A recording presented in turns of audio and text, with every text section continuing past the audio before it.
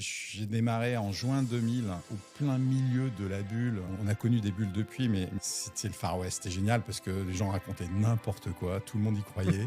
Dans l'entrepreneuriat, des gens considèrent que le capital risque, c'est des banquiers déguisés. Pas du tout. Un banquier, il prête pas de l'argent à quelqu'un qui n'est pas capable de lui rendre de l'argent. Dans le capital risque, les gens se trompent assez souvent en fait. Nous, le premier investissement historiquement fait par Aster, on l'a toujours. Donc c'est un investissement qui date d'il y a 20 ans à peu près. La boîte est rentable, elle se développe, mais c'est pas devenu la superstar qui attire tout le monde. Si je me mets à la place de l'investisseur particulier, professionnel, sur justement le BSAR, est-ce que c'est pas contre-productif parce que c'est justement à ce moment-là que nous, les investisseurs, on devrait être en mesure de fixer une valorisation la plus basse possible pour pouvoir profiter de ce fameux effet de levier? Disons que nous, on l'a jamais fait.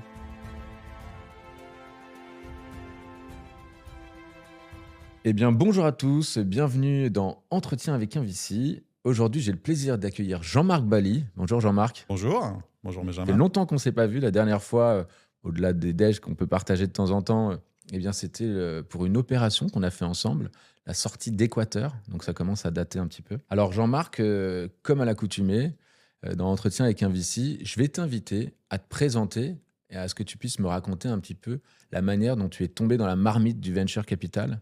Surtout que je le rappelle, donc tu es un des fondateurs et managing partner de Aster Capital. Donc, est-ce que tu peux me rappeler un petit peu d'où tu viens, comment tu en arrives ici? Écoute, ça fait quand même un moment parce que j'ai les cheveux gris et j'ai commencé il y a plus de 24 ans à faire du VC. Alors, à l'origine, en fait, on a créé un corporate venture chez Schneider Electric, une boîte industrielle. Ça date des années 2000, donc bulle Internet.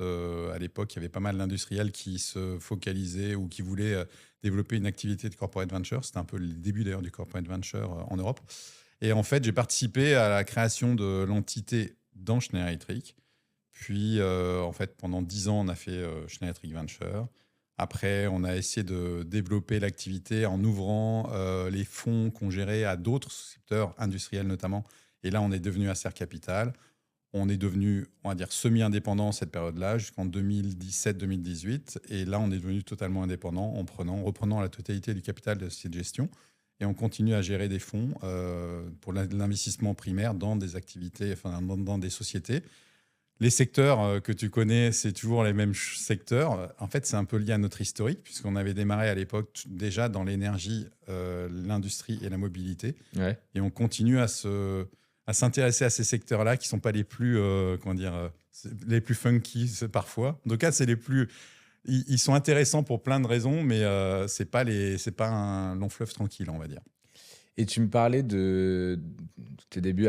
Donc, tu es un produit Schneider Electric à la base. Toi, tu es un employé de Ouais, Schneider. Et comment t'en es arrivé à être missionné pour faire ça? En fait, j'ai démarré après il y a 20... quand j'ai terminé mon école, à l'époque, on faisait encore le service militaire. C'est comme quoi, je suis pas tout jeune. Le service militaire, on pouvait le faire en coopération, ce que font encore des gens, ce qu'on appelle aussi les VIE maintenant, mais c'était l'équivalent, à l'époque, ça s'appelait VSNE. On partait en volontariat dans des entreprises. Donc, je suis parti en Autriche pendant 1 an et demi. J'ai travaillé en finance pour Schneider Electric dans la filiale autrichienne. Et en revenant, je suis rentré dans le département finance de Schneider Electric à Paris. Je faisais des missions aux 4 coins du monde. J'ai fait 36 pays en 3 ans. Wow. De missions à peu près entre 15 jours et 1 mois. Je faisais des missions, on appelait ça de l'audit interne à l'époque. Et au terme de 3 ans, on m'a proposé plusieurs options de job, parce qu'on est l'évolution d'une société. Ouais. Et Schneider Electric est une super société. Et on m'a proposé notamment de participer à la création de ce qu'ils appelaient Schneider Electric Venture. Et j'ai rejoint Jean Netter, qui était la seule personne qui s'en occupait. Donc on a démarré à 2, complètement ignorant. J'ai démarré en juin 2000, au plein milieu de la bulle. On a connu des bulles depuis, mais c'était le Far West. C'était génial parce que les gens racontaient n'importe quoi, tout le monde y croyait. Les gens proposaient des produits complètement fantasques, les gens mettaient des valos complètement démentes. Et j'ai une des explications pour laquelle, pourquoi on ne s'est pas arrêté alors que plein d'autres, il y a plein de corporate ventures ou de ventures qui se sont arrêtés dans les années... 1 an ou 2 plus tard, parce qu'ils ont pris le bouillon. Ils ont vraiment eu énormément de déceptions. En fait, nous, je pense qu'on n'était pas meilleurs. On a sûrement démarré un peu tardivement Donc, on n'a pas fait autant d'erreurs que les autres, parce qu'on n'avait pas assez de temps pour faire des erreurs. Et puis, on n'était peut-être pas assez nombreux pour déployer massivement du capital. Donc, ce qui fait qu'on a survécu à cette période. Et puis, on a vécu d'autres périodes, après, d'autres bulles, d'autres... enfin, des mouvements de haut et de bas, il y en a partout. Et dans le venture, c'est notamment assez fréquent. Mais voilà. Et à l'époque, vous n'êtes pas appuyé, comme aujourd'hui font beaucoup de corporates, sur justement des fonds d'investissement pour vous aider à créer votre corporate venture. En fait, c'est une question d'expérience, hein. Les gens essaient toujours de ne pas refaire les mêmes erreurs. Donc, à l'époque, il y avait deux possibilités. Soit tu démarrais avec des gens en interne, soit tu essayais de prendre des gens externes en recrutant. Dans tous les cas, ça ne marchait pas. Et aujourd'hui, ça fait pas mal de temps qu'on a fait ça avec des corporates. Je crois que la réalité, c'est que les corporates essaient toujours de trouver ce qui leur correspond. Et ils peuvent faire ça avec des fonds en interne ou en externe. C'est un peu la méthode qu'ils veulent adopter. Est-ce qu'il y en a une meilleure que l'autre? Je ne suis pas complètement certain, en tout cas, qu'il y ait une méthode absolue. Je pense qu'il y a des choses qui sont plus ou moins adaptées. Et sachant que dans le capital risque, c'est des temps plus longs que les temps stratégiques des corporates qui évoluent quand même assez rapidement. Enfin, je parle des gros corporates, même n'importe quelle société. C'est normal d'évoluer. Et donc, je pense que ce qu'on fait un jour, à un moment donné, c'est pas forcément la solution pérenne pour plusieurs années ou pour 10 ans. Donc, tous les corporate ventures doivent évoluer, doivent s'adapter, ce qui n'est pas complètement évident quand on fait du capital risque. Est-ce que tu peux nous présenter un petit peu plus la thèse d'Aster, ce qui est devenu Aster aujourd'hui, puisque à un moment donné, vous vous êtes un peu libéré de vos... Voilà, tu viens de nous partager le fait que tu étais devenu indépendant. Donc en fait, concrètement, Aster Capital, émanation du groupe Schneider, mais finalement, à un moment, vous prenez votre envol.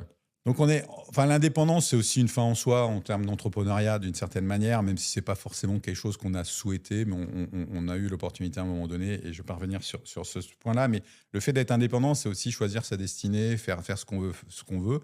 Et dans le capital risque, nous, ce qui a permis ce qu'on est devenu maintenant, c'est que non seulement on continue à faire de l'investissement en primaire, donc gérer des fonds avec des thématiques qui sont toujours liées à notre expérience, et c'est peut-être on colle à ça parce qu'on a plus de 20 ans de plus et de moins dans l'énergie, la mobilité et l'industrie. Et donc, finalement, c'est là où on essaie de continuer à exploiter un peu ce qu'on sait ou ce qu'on a pu apprendre. Parce qu'en fait, les erreurs sont quand même assez source ouais, c'est assez formateur aussi pour éviter de nouvelles erreurs, notamment. Et donc, dans le capital risque, en investissement, on essaie de continuer à faire ça. Et on a toujours été seed série B, enfin de seed à série B. Et il s'avère que dans notre historique, en termes de performance, nos meilleures performances ont été en seed. Et ce qui est assez paradoxal aussi, mais, et on y reviendra après, mais je pense que la performance financière, c'est le multiple qu'on est capable de faire. Il s'avère que là, on a gagné pas mal d'argent. C'est un des co-investissements qu'on avait pu faire ensemble. Et Dieu sait qu'on aurait pu faire probablement beaucoup plus. Mais dans le secteur, ça a été quand même quelque chose d'intéressant. Et donc, on continue à faire l'investissement dans ces domaines. Après, on a fait deux choses depuis, puisqu'on est libre, on peut essayer de faire des choses comme on l'entend. On a lancé une boîte de conseil qui s'appelle Asterfab, qui est adossée à ce qu'on sait faire, mais qui est relativement séparée au sens où ils ont leurs propres objectifs commerciaux, développement. Et ils font du conseil dans tout ce qui tourne autour de l'innovation, plutôt pour des boîtes matures, donc ETI ou grands groupes. Et toujours dans un esprit de partager des choses prospectives, notamment liées à l'univers des startups. Et c'est une équipe que j'assiste, mais qui est assez autonome et qui développe des choses dans ce domaine. Et c'est un peu... Pourquoi on a fait ça? C'est qu'on avait développé une sorte de service interne de conseil, puisqu'on servait nos souscripteurs et on essayait de leur apporter de la valeur qui était au-delà de simplement investir l'argent qu'ils nous confiaient. Et on avait développé en fait une practice qui était leur amener un peu notamment de la prospective sur les tendances émergentes, les startups un peu phares, les choses qui pouvaient être intéressantes pour eux en termes d'impact. Et on a déployé ça depuis 15 ans à peu près. Et donc, on s'est dit à un moment donné qu'on est devenu indépendant, finalement, externalisons-le. On ne va pas forcément le proposer à nouveau à des souscripteurs. Et donc, on a fait une sorte de spin-off virtuel en créant cette boîte. Et c'est quelque chose qui marche plutôt bien. Donc, on assiste des corporates dans pas mal de dynamiques, soit de M&A. Quand ils veulent racheter une start-up, ils demandent en fait une sorte d'assistance pour essayer de comprendre ce que veut dire une start-up ou les projections d'une start-up sont parfois à décrypter. On fait aussi de la prospective sur ces secteurs d'activité. Donc, on va amener, en fait, scanner un secteur, montrer les boîtes pertinentes, essayer de comprendre les tendances ou les aimants sous-jacents. Il y a plein de synergies avec le fonds de la société de gestion. Est-ce que ça t'aide à justement avoir accès à plus de données pour valider un investissement? Est-ce que ça t'amène des souscripteurs peut-être grâce à Non, ça alors en partie, corporate? non, ça nous donne surtout de la notoriété, ou en tout cas, ça nous permet Un de crédit, rayonner, quoi. voilà, un Ouais. crédit. Il n'y a pas vraiment il y a pas vraiment de sujet concomitant où on partage rien de particulier. Simplement, il y a une méthode. Et en fait, ce que j'aime à dire, c'est que dans cette boîte de conseil, ils ont mimiqué nos méthodes de scan, enfin pour identifier des choses, et de revue pour essayer de décrypter un peu la pertinence de ce qu'est raconté. Et donc, ils répliquent ça dans leur activité de conseil. Donc ça, c'est la deuxième activité qu'on a pu créer. Et troisième activité, qui est un peu aussi le fait de l'opportunité ou de l'opportunisme, c'est qu'on a développé une activité secondaire. C'est-à-dire qu'on a repris, il y a 2 ans maintenant, l'activité de Total Energy Venture qui s'est arrêtée. Donc l'activité, quand je dis activité, c'est on a repris les fonds, le portefeuille. Ouais. Et on a trouvé ça intéressant. C'était plutôt opportun. Et il y a quelque chose d'intéressant à essayer de répliquer cette activité, en tout cas cette approche, en offrant à certains porteurs de portefeuilles de capital risque l'opportunité de céder la totalité de leur portefeuille, moyennant une structuration de rachat et autres. Et ça peut être des corporates, mais ça peut être aussi des VC ou tout type d'acteurs. Ça peut être des family office, ça peut être des startup studios, ça peut être voilà, tous ceux qui ont agrégé un portefeuille. Donc, tu apportes de la liquidité aujourd'hui sur le marché, en tout cas. On essaie d'apporter de la liquidité en récupérant leurs actifs, les gérer, continuer à les gérer, mais aussi dans un effet de rendu, en fait. C'est assez rentable de faire ça. C'est assez opportun. Notamment en ce moment, où le marché est plutôt pas forcément au beau fixe.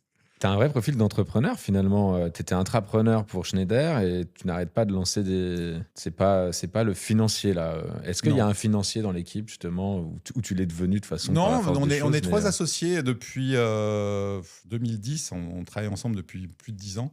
Et en fait, on a nos composantes, nos ramifications. Et en fait, on a une équipe. Donc, on a une CFO qui est là, qui nous aide à structurer ça. Mais on a une équipe on a un cœur d'équipe qui a toujours été là. Le Covid a fait partir pas mal de gens. On a récupéré d'autres personnes. Enfin bon, maintenant, les équipes sont assez mobiles, on va dire. Enfin, les personnes sont assez mobiles dans les équipes. Mais en tout cas, on a le cœur et on continue à développer des nouvelles activités, des nouveaux projets. On essaie de lancer de nouveaux trucs. Ça marche des fois, ça marche pas d'autres fois. C'est assez intéressant. Et là, en ce moment, l'approche maintenant, c'est de créer des nouvelles initiatives avec des nouveaux associés. Donc, on a annoncé récemment quelque chose. On va annoncer d'autres trucs prochainement. L'idée, c'est de ramener des nouvelles personnes à nous, mais plutôt en s'associant avec des nouvelles personnes qui portent un projet, plutôt que de recruter simplement une personne. Hyper intéressant. Si je t'ai fait venir également, Jean-Marc, c'est pour que tu puisses partager à nos auditeurs ton savoir-faire sur les manières dont on investit dans une jeune entreprise innovante ou une entreprise de manière générale.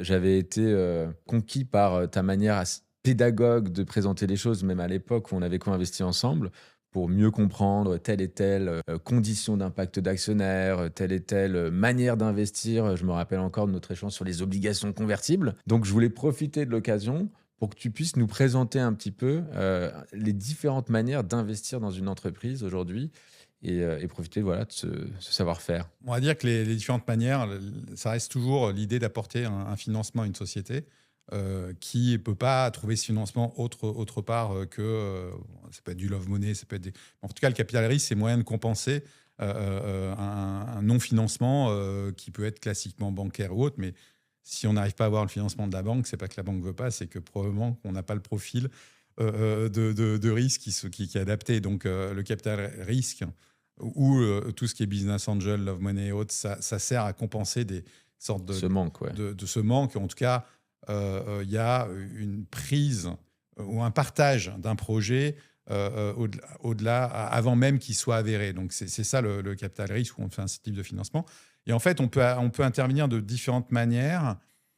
Très souvent, on s'appelle en equity, donc en action. Donc, on partage le gâteau, ou en tout cas la société, avec une terminologie qui est toujours connue par les entrepreneurs, c'est on partage un montant donc versus une valorisation. Donc, on prend une participation au capital. Donc, c'est en fait une part de la société à ce moment, au moment où on fait le financement, en espérant que la taille du gâteau va grossir et donc notre part va aussi également grossir.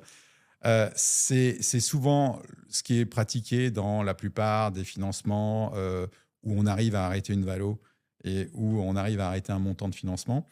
Quand ce n'est pas vraiment le cas, soit c'est parce que la société est très très jeune et que les gens ne veulent pas partager beaucoup de leur capital. En fait, on va faire un système d'options.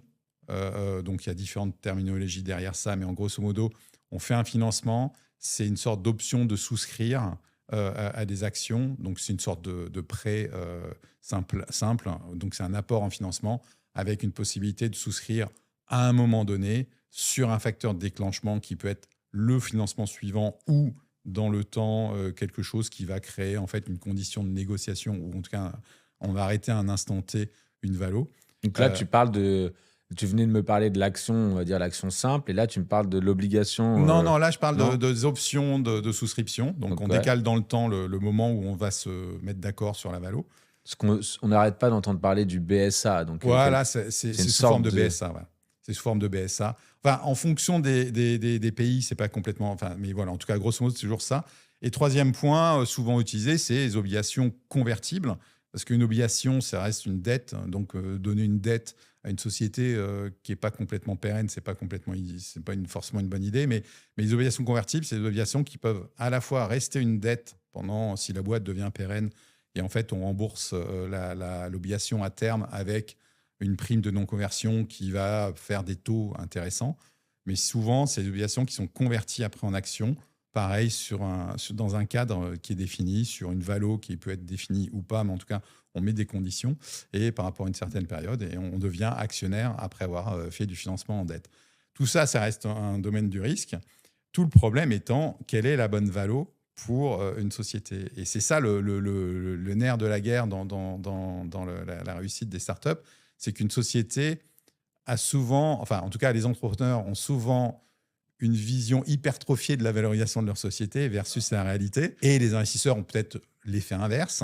Donc, soit on arrive à trouver un terrain d'équilibre qui n'est pas forcément une bonne vérité, mais en tout cas, on arrive à se mettre d'accord, soit on n'arrive pas à se mettre d'accord. Et dans ce cas-là, c'est là où on a des outils qui permettent de projeter la valo future, enfin de s'ancrer sur une valo future, ou de ne pas se mettre d'accord tout de suite, mais avec l'idée d'initier quand même un projet. Donc, la forme de BSA ou BSAR, notamment, ce que les gens appellent BSAR, c'est souvent en fait un moyen de démarrer quelque chose avec un financement, somme toute, pas très important, mais qui permet d'initier et puis après de voir s'il y a une vraie réussite, de voir comment on fige la valo. Si je me mets à la place de l'investisseur particulier, professionnel, sur justement le BSAR, est-ce que c'est pas contre-productif parce que c'est justement à ce moment-là que nous, les investisseurs, on devrait être en mesure de fixer une valorisation la plus basse possible pour pouvoir profiter de ce fameux effet de levier.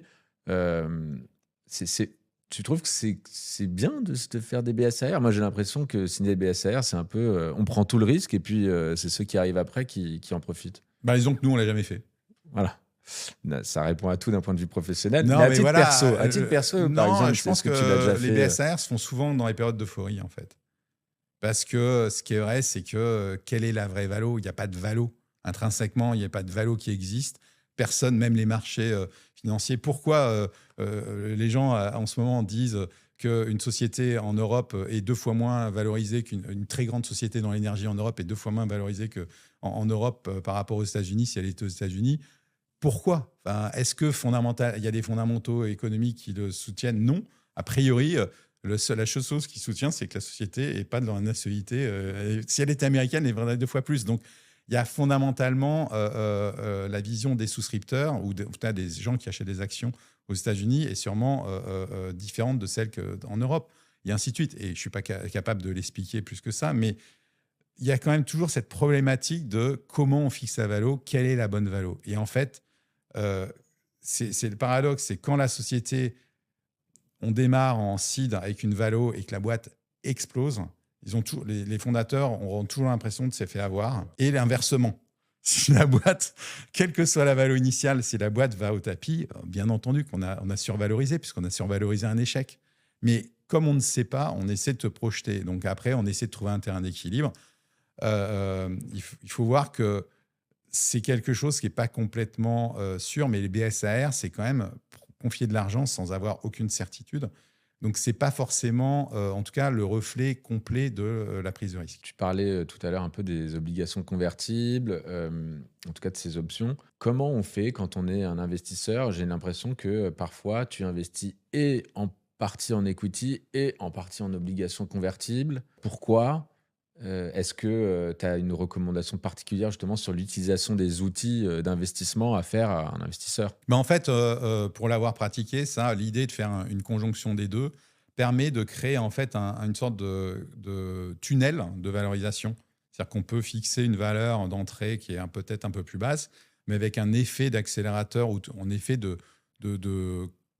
où la valo va s'ajuster à la hausse un peu par la suite. Donc, si on fait par exemple action, obligation, ça peut permettre de faire un tunnel entre haut et bas et en fonction de la performance de la société sur l'année ou les 2 années qui suivent, ça peut permettre aux fondateurs d'être, entre guillemets, intéressés à la performance qu'ils vont générer. Tu peux le faire comme ça, tu peux aussi le faire en tranchant ton equity avec une première étape, deuxième étape, troisième étape, basée sur des sortes de jalons de performance. Tout ça étant toujours lié au montant de financement nécessaire pour la société dans le cadre de ce que tu peux construire. Après, c'est une question de dialogue avec les entrepreneurs et de compréhension. Et c'est vrai que ça reste toujours une discussion, une négociation. Mais la plus grosse problématique avec les entrepreneurs, c'est quand tu es investisseur, c'est qu'il y a une perception, et c'est là où il faut vraiment faire attention, c'est que c'est très difficile de s'entendre avec des gens. Mais ne pas s'entendre, c'est un reflet d'un échec futur. C'est-à-dire qu'il ne faut pas commencer à investir dans une société si on n'arrive pas à s'entendre dès le départ avec des entrepreneurs. C'est-à-dire qu'il n'y a pas d'adéquation, il n'y a pas de finalité. Et devenir co-investisseur, devenir investisseur dans une société, c'est avoir un co-investissement avec les entrepreneurs également. Et c'est quand même rester avec eux pendant un certain nombre d'années. Il s'avère qu'on peut rester très peu de temps ou très longtemps. Nous, le premier investissement historiquement fait par Aster, ou par Schneider Electric Venture, on l'a toujours. Donc, c'est un investissement qui date d'il y a 20 ans. Mais ça veut dire que la boîte ne se porte pas si mal si elle est toujours en tout cas, elle est toujours là. Je ne sais pas comment tu vas sortir, mais... Il s'avère qu'on n'a jamais réussi à vendre cette société. Même si on a essayé. La boîte est rentable, elle se développe. Mais ce n'est pas devenu la superstar qui attire tout le monde. Mais c'est vrai. C'est en réalité des fonds qu'on peut gérer. Il y a des choses qu'on arrive à vendre où, en tout cas, certains s'intéressent. D'autres, il y a des actifs qui ne sont pas aussi intéressants que ça. Si on revient à l'obligation convertible dont on parlait, il y a, du point de vue de l'investisseur, c'est quoi l'intérêt de participer à cette typologie d'investissement? Et donc, on rappelle, c'est une sorte de prêt avec un effet où on peut convertir ce prêt en capital. C'est quoi l'intérêt de faire ça et de le mixer avec soit de l'equity ou même de ne pas le mixer, de juste faire de l'obligation convertible? Dans tous les cas, l'obligation convertible, il faut quand même qu'il y ait un peu d'equity. Il faut l'associer à parce que l'equity. la société, à un moment donné, il y a toujours la problématique des capitaux propres. Il faut que les capitaux propres soient pas trop négatifs à un moment donné. Donc, l'obligation convertible, c'est un moyen d'amener un add-on, mais de ne pas prendre le risque complet de l'equity. Alors, ça peut arriver dans plein de situations, dans les situations où on pense que la boîte va potentiellement avoir un tour de recapitalisation à une valo qui peut être un peu remise en question. L'obligation convertible a aussi un moyen de mettre moins dans les structures de capital, donc liées à la valorisation de la société, mais plus à mettre des conditions de performance qui sont assez adaptées à un peu le principe du bonus pour un salarié. Donc l'idée, c'est de mettre des conditions attachées à soit un financement futur, et on a une décote sur un financement futur, soit on a des choses qui sont liées à la performance même de la société, donc ce qui est délivré, et donc on peut le mettre sur 2 ans, 3 ans, et ça peut permettre éventuellement ça accompagne la performance des fondateurs. Et ça permet de faciliter la perception entre les fondateurs, entre les actionnaires et les nouveaux investisseurs de ce que ça peut être le rendu de la performance, en fait, ou de la valorisation. Pardon. C'est donc pas un outil pour aussi maximiser ta performance en tant qu'investisseur en se disant au moins ça c'est un peu moins risqué, je vais quand même toucher une partie Non, la réalité c'est qu'une société, quand tu investis dans une start-up, la pérennité de la start-up étant pas avérée, je vois pas comment elle peut te rembourser sa dette. Enfin, je veux dire, faut qu'elle devienne pérenne pour Bah, rembourser. quelque part, tu la finances en equity, donc si tu la fais financer immédiatement, ton retour. Non, mais en fait, c'est marrant parce qu'il y a une bonne partie dans l'entrepreneuriat, des gens considèrent que les capital risques, c'est des banquiers en fait, déguisés. En fait, pas du tout. Un banquier, il prête pas de l'argent à quelqu'un qui n'est pas capable de lui rendre de l'argent.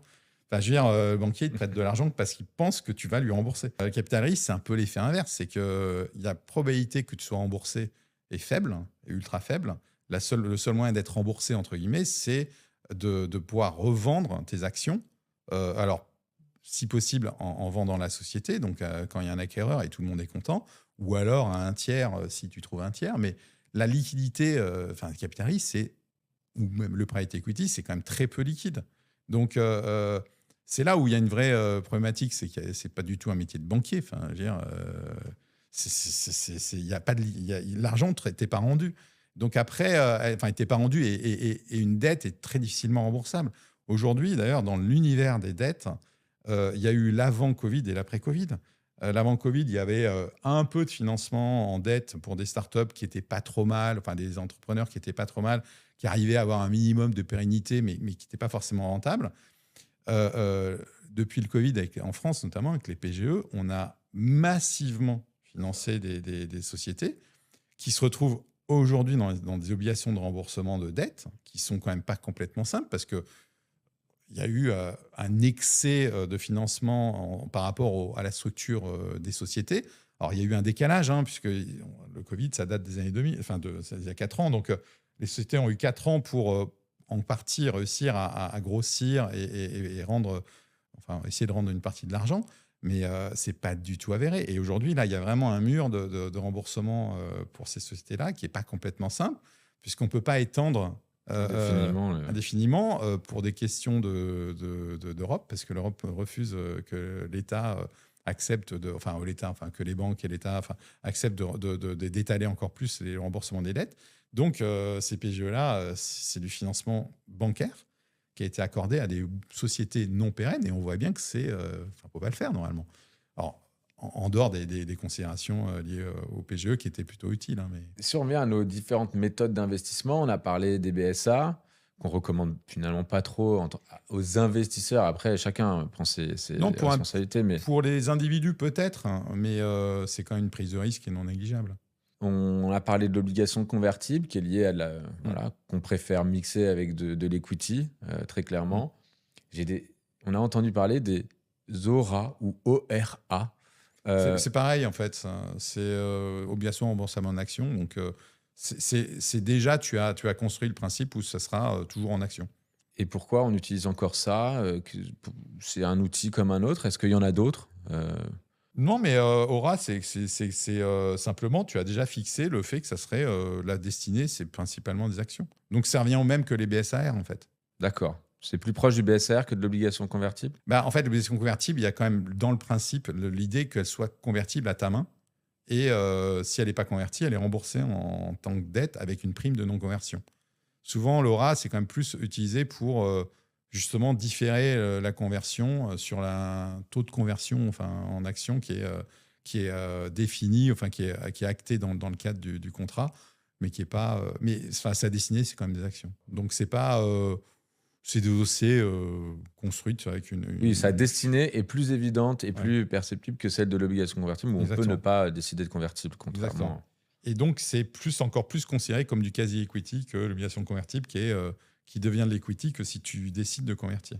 Donc, encore une fois, c'est toujours une question d'équilibre. Qui a la main? L'OC, c'est celui qui a confié l'OC qui a la main de convertir ou pas.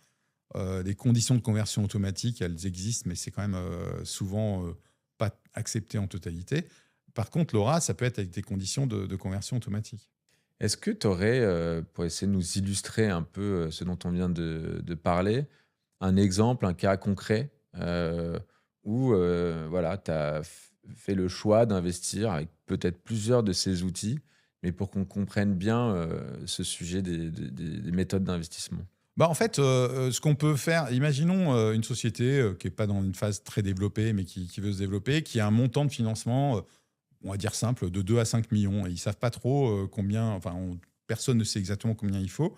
Et tu peux donc, imaginons que tu vas apporter 2 millions en equity tout de suite, en action.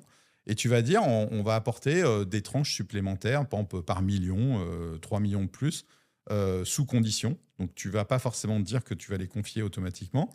Et c'est un peu être plus ou moins à la main de l'investisseur ou des entrepreneurs d'appeler ces montants-là, que tu peux définir avec un cadre de valo ou de conversion et ou sous condition de performance. Et ça peut te permettre de créer en fait un continuum de financement de 2 à 5 millions sans que la société ait besoin d'aller chercher au-delà des 2 millions encore du financement. Donc ça tu peux le faire. L'idée de le combiner entre actions et obligations, c'est souvent aussi un moyen de montrer aux gens qu'ils ne vont pas tout de suite perdre une grosse partie du capital, parce que ça, c'est vraiment la perception des entrepreneurs de se retrouver avec tout de suite peu du capital ou fortement dilué comme ils l'entendent. Mais ça peut être un moyen de combiner. Ce n'est pas forcément une obligation, on peut très bien le faire qu'en equity, mais l'idée de faire de la dette, c'est moins perçu comme une prise de participation supplémentaire. Ouais. Et est-ce que c'est pas assez systématique, quelque part, de ventiler quand même de la libération de ces fonds, ou quand on dit je lève 5 millions, si tu es l'investisseur lead, donc en tête de cet investissement, tu dois libérer tes 2 millions tout de suite, ou vous arrivez de plus en plus à conditionner cette libération des fonds en fonction de jalons? En fait, c'est très rare quand même. Enfin, c'est beaucoup plus rare les financements avec jalons que les financements où l'argent est tout de suite mis dans le capital des boîtes. Il y a l'idée aussi, mais ça, c'est. Je ne me suis jamais complètement posé la question, mais il n'est pas impossible que ça soit lié aussi au déploiement que tu dois avoir. Quand tu es investisseur, tu as un fonds, tu déploies ton fonds. Oui. Tu vas mettre. Et ce que tu mets au capital d'une société n'est qu'une fraction de ce que tu peux potentiellement mettre au total, puisque tu vas exposer ton fonds à la société, mais pas mettre, entre guillemets, la totalité de ce que tu pourrais mettre dans la société dès le premier jour. Et donc, tu as déjà fractionné dans ta tête, en tout cas dans l'opportunité de l'exposition du fonds. Donc, je ne pense pas que tu en plus aies besoin de fractionner. Je pense que c'est l'idée d'aller mettre l'argent pour le déployer. Ça, c'est une première chose. Ensuite, il y a aussi une partie du métier où ils disent qu'il faut mettre l'argent au travail, donc c'est bien de mettre l'argent au capital des boîtes. Après, tu te retrouves avec des startups qui ont 10, 20, 30 millions d'euros en cash sur leur compte. Alors à l'époque, c'était pas rémunéré. Maintenant, c'est un peu rémunéré, donc c'est pas complètement con, mais c'est pas forcément très utile. Mais je pense qu'il y a aussi toujours la problématique de aussi sécuriser. C'est-à-dire que l'argent que tu as, c'est humain. L'argent que tu as sur le compte de ta... Au moins, tu l'as sur le compte. Tu l'as. Et même s'il y a des promesses, tu n'es jamais complètement sûr de ce qui a été écrit. De ce qui va devenir. Donc je pense que ça, c'est aussi un moyen de se sécuriser pour les entrepreneurs. Et comme c'est un marché concurrentiel, dans les term sheets, donc les propositions d'investissement faites par les investisseurs, un entrepreneur va ou les entrepreneurs vont peut-être plus privilégier ceux qui mettent la totalité du capital tout de suite que celui qui propose de le trancher. Donc, je pense que c'est pour ça aussi qu'il n'y a pas autant de financement comme ça. C'est un peu différent si tu es déjà investisseur et que tu proposes un financement complémentaire. Oui, là, tu peux mettre des jalons. Il y a probablement une confiance supérieure, et ainsi de suite. Tu nous as beaucoup parlé, on a beaucoup parlé des méthodes d'investissement. Déjà, est-ce que tu en vois une autre que j'aurais oubliée en particulier? Et sinon, tout ça est lié à une valorisation et à l'entente qu'on va réussir à créer, et la relation de confiance qu'on va réussir à créer avec l'entrepreneur, l'équipe fondatrice. Qu'est-ce qu'il faut absolument regarder d'autre? Et il y a plein d'autres choses, et on ne pourra pas passer 1 heure dessus, puisque là, le temps file.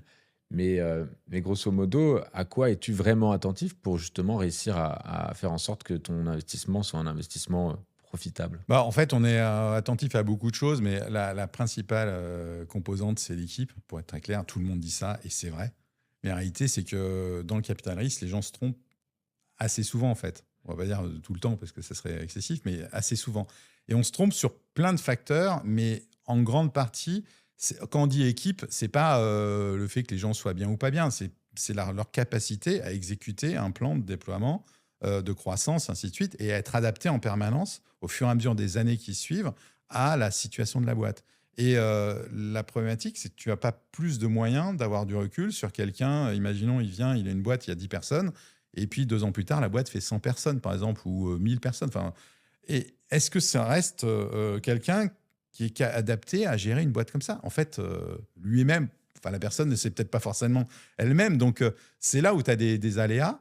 Mais il y a aussi les aléas d'équipe. Est-ce que les gens sont capables de s'entendre pendant des années alors qu'ils viennent peut-être de démarrer il y a 6 mois un projet ensemble? Est-ce que ils vont être capables de faire face aux problématiques qu'ils vont rencontrer? Parce que tout n'est pas forcément facile. Voilà, ça, c'est un vrai sujet, c'est humain et c'est un facteur d'équipe. Moi, j'ai plein d'expériences où des fois, ça marche super bien parce que l'équipe est incroyablement résiliente. Et sans les citer, mais je me souviens vraiment d'une équipe. Non, mais ça fait assez longtemps. Et non, mais surtout, je les connais. Donc, mais c'est une équipe où ils étaient assez nombreux. Et en fait, leur force, c'était d'être ensemble. Individuellement, on peut dire qu'ils avaient sûrement ils avaient des qualités, mais également probablement des défauts. Enfin, sûrement des défauts. Mais en fait, leur cohésion d'ensemble faisait une force de frappe incroyable. Et la société a en grande partie réussi grâce à ça.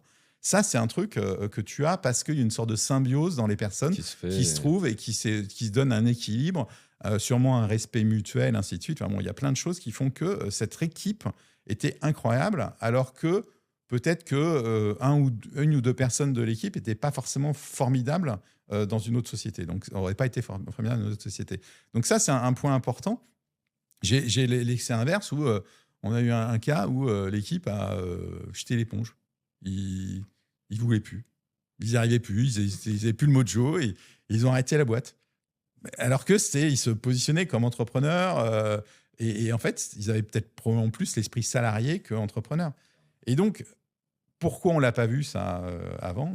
C'est la réalité, on ne l'a pas vu. Donc, et pourtant, Dieu sait qu'on pense toujours être capable de tout étudier, tout analyser. Donc, l'équipe, c'est vraiment l'élément essentiel parce que c'est l'élément le plus mobile et impalpable au sens capacité de voir ce que les gens vont devenir. C'est quand même assez difficile. Après, bien entendu, les éléments de marché, de création de valeur, de captation de valeur, c'est un point important. C'est-à-dire que ça ne sert à rien de se jeter dans un marché où tu vas gagner pas grand-chose. C'est pas vraiment très intéressant. Donc, il y a la force de l'offre, la capacité de pricer, capacité de se développer, et ainsi de suite. Mais ça, somme toute, c'est relativement constant pour n'importe quelle société. L'avantage, nous, pourquoi on regarde vraiment dans nos secteurs, c'est que il y a des trucs qui fonctionnent, des trucs qui ne fonctionnent pas. C'est-à-dire que ça ne sert à rien de croire que tu vas être capable de vendre des commodités avec 20% d'EBIT à la fin dans ton plan de développement. Tu as des boîtes qui continuent à mettre 20% d'EBIT en année 5 ou en année 10 avec un marché de commodités. Bon, écoute... oui, il y a des learnings que de toutes les manières, vous savez ça n'existe pas. Non, mais je veux dire, donc ça ne marche pas. Ou des gens qui considèrent qu'on va payer des salaires... de développeurs incroyables dans des marchés où tu es contraint par les marges. Ça ne marche pas non plus. Donc ça, c'est la cohérence d'ensemble.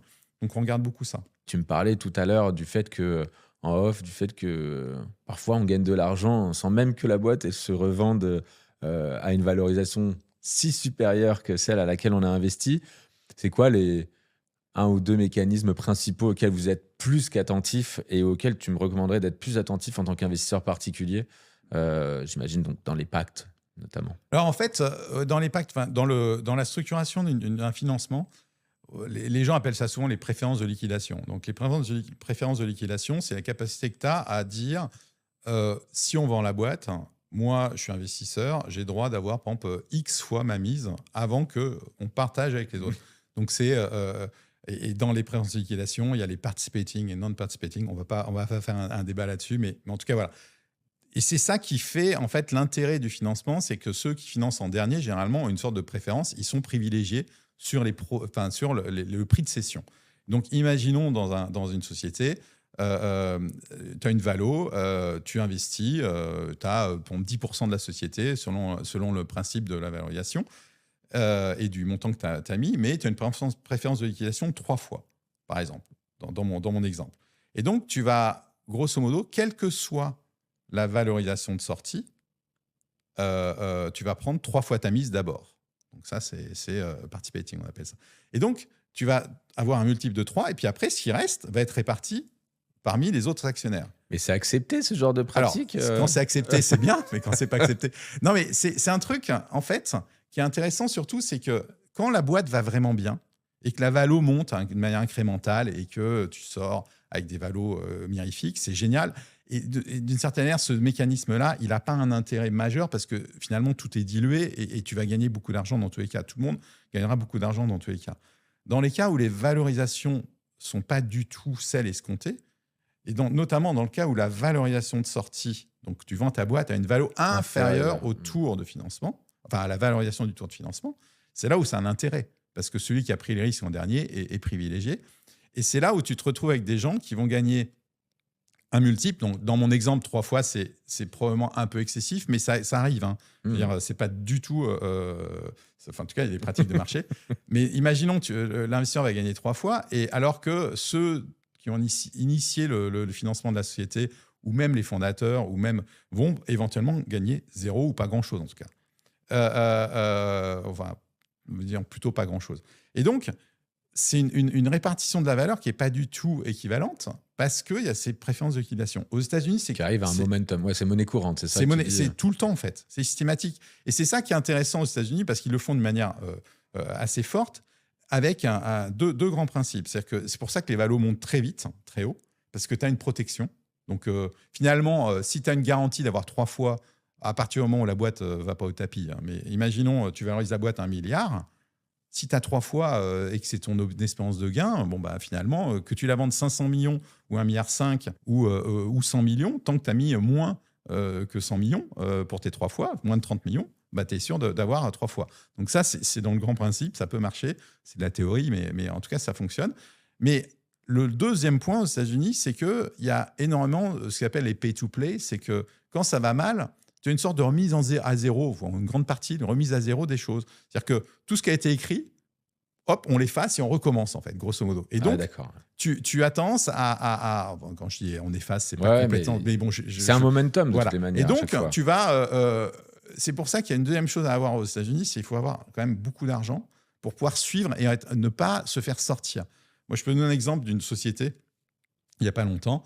La société était dans le hype, elle montait, la valo montait de manière incrémentale, ça se passait bien. Et puis là, il y a eu un tour de financement, la valo a été divisée par 4 avec un pay-to-play. C'est-à-dire que tous ceux qui n'ont pas participé, ils ont eu des actions ordinaires, c'est de la monnaie de singe, d'accord. Et ça ne vaudra l'argent que si la société vaut beaucoup d'argent à un moment donné, ce qui n'est pas impossible, mais voilà. Et ça, en fait... et ceux qui ont participé n'ont pas plus d'assurance de gagner de l'argent futur, hein, parce que la boîte reste à risque, mais tu as ce mécanisme qui permet finalement d'effacer une bonne partie des choses. Alors, ce que les gens historiquement appelaient le coup d'accordéon à l'époque en France, mais c'était plus, c'était plus par rapport aux capitaux propres où tu écrases tout. Voilà. Mais là, sur les préférences de liquidation, c'est-à-dire que tu effaces tout le monde est sorti. Et donc, tu redémarres un peu à zéro. Donc, c'est un peu page blanche. On parlait des réussites qu'on a en commun tout à l'heure au début de notre entretien. Il y en a une dans laquelle, en effet, on a investi ensemble. On a eu l'opportunité, il y a quelques années, d'investir ensemble, qui est Équateur, qui a fait une sortie positive de x2,5 pour nous, en tous les cas, pour SoWeFund. Un peu plus pour nous, oui. Pour les investisseurs. Un peu plus pour vous, parce que vous en êtes pas mal à l'initiative. Est-ce que tu peux me raconter pourquoi tu as investi dans cette success story à l'époque ? Ouais, parce pourquoi on a investi ? Parce qu'on était convaincus par l'équipe au départ, réellement. Je les ai trouvés assez remarquables, Jonathan et Julien. Et parce qu'on pensait, probablement à juste titre à un certain moment, jusqu'à ce que ce ne soit pas complètement vrai, mais on pensait qu'il y avait un bon momentum pour ça, puisqu'ils se sont positionnés sur le marché, le marché s'était ouvert. Et on avait regardé depuis assez longtemps l'ouverture du marché électrique, la vente d'abonnements d'électricité notamment et de gaz, qui avait été démarrée début des années 2000. Il y avait eu des réussites, ou plus ou moins des réussites dans le monde tertiaire. Et en fait, par rapport au grand public, c'était en train d'arriver. Il y avait quand même pas mal d'acteurs. Et moi, j'ai trouvé assez originaux, assez intéressants, assez pertinents. Donc, on s'est pris d'intérêt à essayer de les suivre. C'était très réfléchi ce qu'ils faisaient. Et on a démarré, on a investi. On n'était pas les seuls investisseurs au départ, mais on a été un peu le lead du financement. On n'a pas non plus amené beaucoup d'argent au départ, mais on a fait une sorte de seed. Enfin, ils avaient fait un seed avant avec un peu de crowdfunding, un tout petit crowdfunding avant en lending. Je crois que c'était du lending. C'était du lending, ouais. Et nous, on est arrivé, on a fait un equity, on l'a fait avec 2 co-investisseurs. Et on l'avait fait justement en tranches. Donc en créant en fait un financement par étape potentiellement en fonction pour adapter ça avec la réussite. Je crois qu'ils avaient de l'ordre de 1000 abonnés à l'époque. Aujourd'hui, je crois qu'ils sont à peu près à 250 000. Donc, et depuis, ils ont vécu d'autres évolutions. Mais en fait, dans le domaine de l'énergie, on pensait que c'était un bon momentum parce que c'était en 2016 et les années suivantes étaient plutôt censées aller dans le bon sens. Donc, parce que l'énergie, il y a des mouvements de balancier qui sont assez compliqués, notamment sur le prix de l'électricité, enfin le prix de l'énergie, le prix de l'électricité, tout est lié au gaz, au pétrole. Donc, c'est en fait des phases un peu compliquées, mais on avait démarré, bon, ça a plutôt bien réussi. Et le seul point, c'est que le développement de ce type de société, il y a une nécessité d'avoir pas mal de financement parce qu'ils avaient fait des facteurs d'accélération en financement en prenant des appels d'offres, notamment UFC UFC que choisir en répondant à ces appels d'offres. Où en fait, tu finançais quand même un peu ton acquisition. Et tu te finançais, et donc ça nécessitait quand même pas mal de financement complémentaire. Voilà, et donc on a eu, et d'ailleurs vous étiez intervenu à un moment donné dans le cadre d'un financement complémentaire. Voilà, donc et ça a été plutôt une réussite parce qu'ils sont passés de à peu près 1000 compteurs à quand on a vendu, c'était je ne sais plus exactement combien, mais entre 250 000 et 300 000, un truc comme ça. Après, il y a eu tout l'épisode, ils ont voulu aller en bourse. Enfin, on a voulu aller en bourse, c'est pas eux, mais que tous ont été d'accord. Bon, ça a été un échec. La bourse n'a pas du tout accepté ou n'a pas eu d'intérêt pour cette société. D'une certaine manière, on ne peut pas dire qu'ils ont eu tort ou raison, mais ça n'a pas été forcément des belles années après, puisque pour plein de raisons, il y a eu pas mal de choses qui sont passées. Voilà, la conjoncture n'a pas été idéale. Il s'avère qu'il y a eu un investisseur qui a racheté une bonne partie des positions des autres investisseurs pour ceux qui ont voulu sortir. Et on s'en est très bien sorti au final. Je pense que malheureusement, ça aurait pu être une histoire un peu encore plus fabuleuse, mais avec plein d'autres conditions qui n'étaient pas forcément réunies. Donc voilà. Et il s'avère qu'on a vécu une période assez intéressante. Mais toi, justement, en tant qu'Aster Capital, c'est une très jolie opération.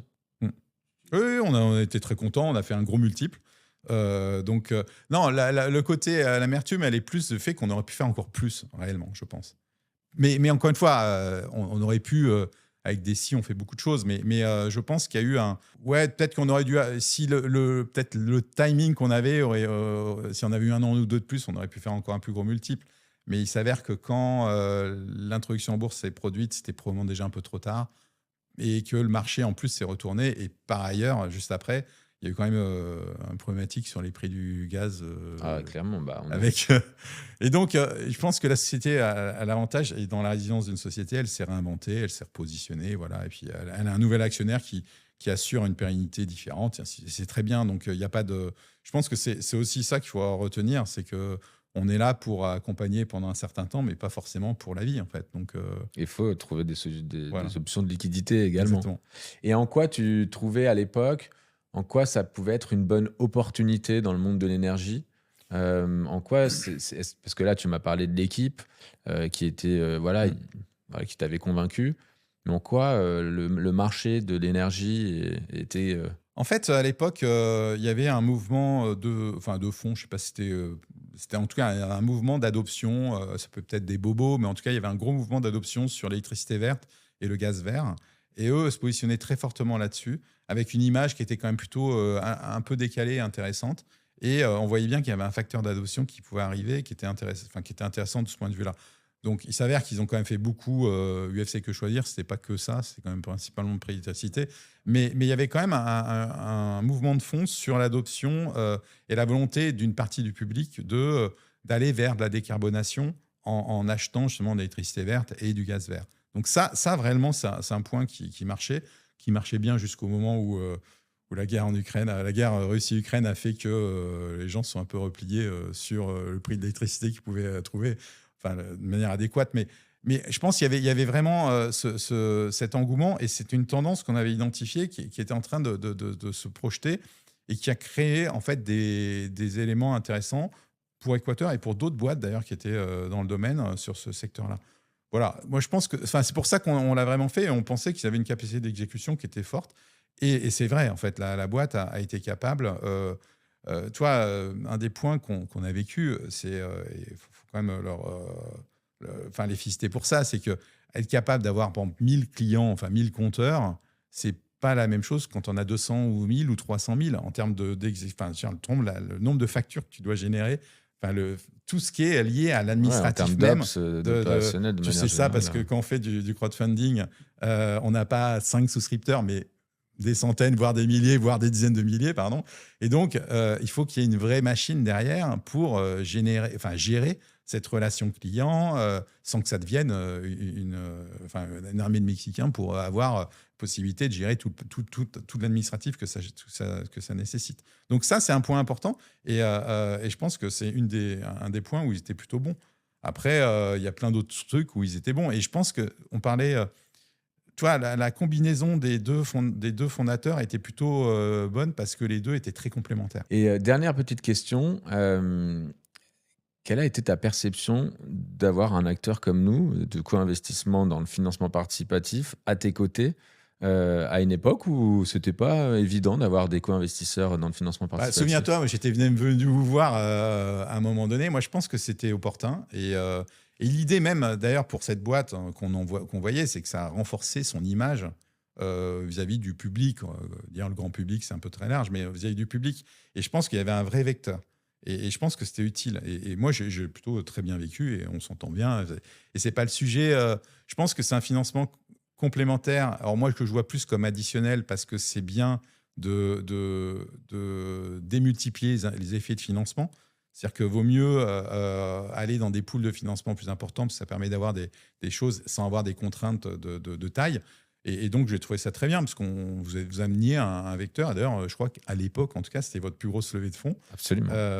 Sûrement, ça l'est plus. Mais, ça a évolué. Voilà, et on voit bien qu'il y avait un engouement, que c'était intéressant. Et en plus, ça permettait de valider quand même un peu la thèse pour nous d'investissement. C'est que c'était quand même l'idée d'avoir une boîte qui allait vers le grand public. C'est un peu moins facile quand c'est une boîte qui est en B2B sur des choses peut-être un peu moins shiny en fait pour le public. Mais ouais, moi j'avais bien, j'ai adoré, je trouve ça bien et je trouve que c'est une bonne chose. Maintenant, comment faire à chaque fois? Il faut trouver le bon vecteur et la bonne société en fait. Ça t'a conforté derrière dans le fait que leur communauté était vraiment engagée. Ouais. Et donc, ça t'a permis de prendre des décisions d'investissement en se disant, OK, j'y crois d'autant plus. Alors nous, on ne fait pas que du B2C, Ouais. mais dans le B2C, oui. Et d'ailleurs, je ne sais plus combien, j'ai plus du tout le chiffre en tête, mais il y avait eu quand même une partie de leurs clients qui avaient participé à la souscription. Et donc, on voyait bien qu'il y avait c'était une communauté engagée, je veux dire. Et en tout cas, dans la partie développement du marché qui était quand même encore en phase, en stade amont, puisque c'était, quand on dit 200 000 ou 250 000 ou même 300 000 clients, par rapport au nombre de compteurs ou de clients en France, ça reste très faible par rapport... donc, c'est pas, mais c'était une bonne représentation d'un démarrage. Et je pense que le crowdfunding, c'est aussi un moyen d'initier les choses. C'était de bon augure en tous les cas. Bon, écoute, merci beaucoup Jean-Marc pour toutes ces infos. J'espère que nos auditeurs auront appris autant que moi encore aujourd'hui. Et puis, quant à nous, on se retrouve pour un prochain épisode de Entretien avec un VC. Merci Jean-Marc.